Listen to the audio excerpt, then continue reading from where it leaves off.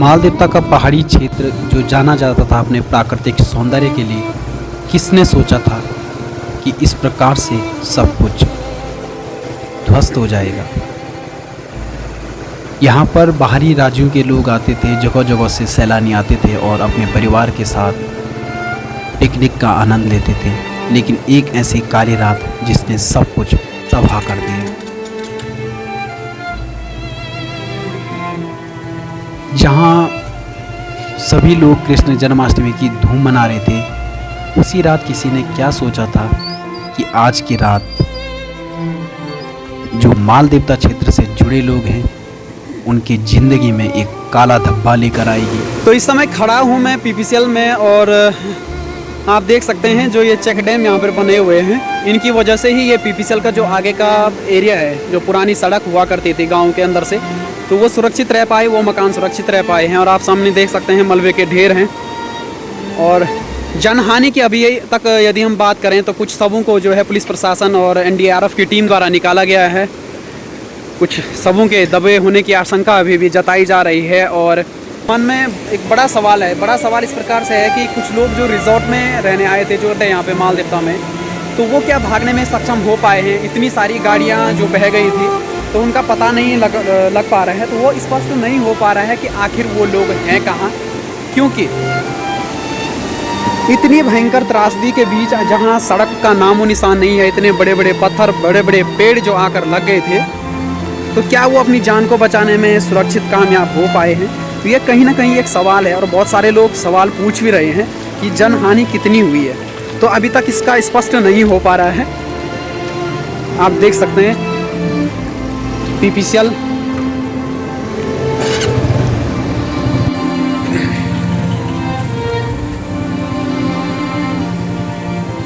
JCB लगातार लगे हुए हैं सड़क बनाने में। फिलहाल टेम्परेरी यहाँ पर निर्माण किया जाएगा सड़क का। और आप देख सकते हैं इसमें बहुत सारा सामान जो बह के आया है। और हालांकि जो नीचे मालदेवता वाला क्षेत्र है केसरवाला का, कुछ कबाड़ी जो है नदी के किनारे देखे गए थे, जिनके द्वारा कि कुछ सामान की छानबीन वहाँ पर करके उसको निकाल कर अपने कब्जे में लिया जा रहा था।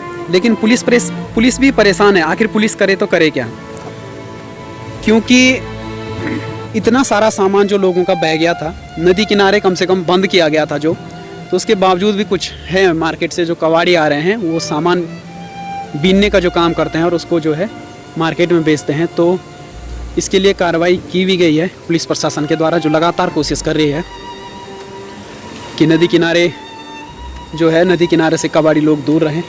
ये आप देख सकते हैं सामने सीतापुर है ये गांव, और एक ऊपर का सीतापुर है, तो सामने रिज़ॉर्ट हैं। तो जो नज़दीक के रिज़ॉर्ट थे, जो नदी में काफ़ी जो नुकसान हुआ है, जब गाड़ी बह सकती हैं तो रिज़ॉर्ट में रहने वाले लोग क्या सुरक्षित रह पाए हैं, तो ये एक सवाल बना हुआ है। आप देख सकते हैं पीपीसीएल और सरखेत के बीच की ये तस्वीरें आपके साथ शेयर की जा रही हैं। तो आप देख सकते हैं इतना बड़ा क्षेत्र है और इस इतने बड़े क्षेत्र को नुकसान जो हुआ है। और आप यदि मालदेवता आए होंगे तो मालदेवता जो है अपनी प्राकृतिक सौंदर्य के लिए जाना जाता था, और एक रात ऐसी आती है कि सबका सब कुछ तबाह हो जाता है। लोग जो है कृष्ण जन्माष्टमी का हर्षोल्लास के साथ भगवान कृष्ण के जन्म का उत्सव मना रहे थे। वहीं किसने सोचा था कि इस प्रकार से एक रात आएगी जो सब कुछ तबाह कर देगी, लोगों को सड़क पर, स्कूलों में रहने के लिए मजबूर कर देगी। और आज भी इस गाँव में जो सबसे ज़्यादा नुकसान हुआ है, सरखेत, पीपीसीएल और घंटूसेरा के बीच का जो क्षेत्र है, सबसे ज़्यादा नुकसान यहाँ पर हुआ है। आप नदी का जो क्षेत्र है देख सकते हैं कि कितना यहाँ पर कितनी चौड़ाई है।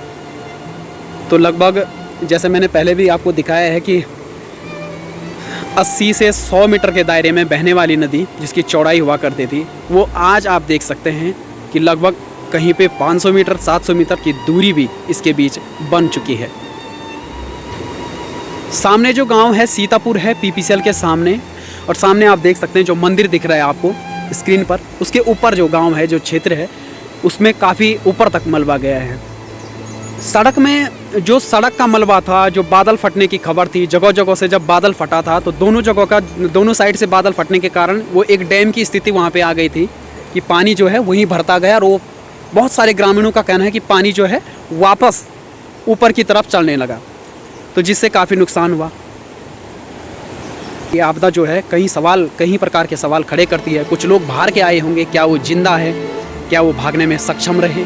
हम यहाँ से बात करें तो हालांकि इस गांव के लोग सुरक्षित हैं, लेकिन मकान जो है बहुत बर्बादी यहाँ पर हुई है मकानों की।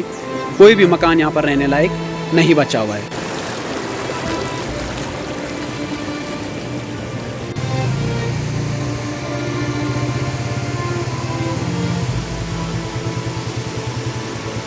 तो सरकार के सामने एक बड़ी चुनौती है ये कि कब तक ग्रामीणों का विस्थापन किया जाता है जो आपदा प्रभावित क्षेत्र हैं, क्योंकि देखा जाए तो मकान इतने क्षतिग्रस्त हो चुके हैं कि वहाँ पर रहना संभव नहीं है।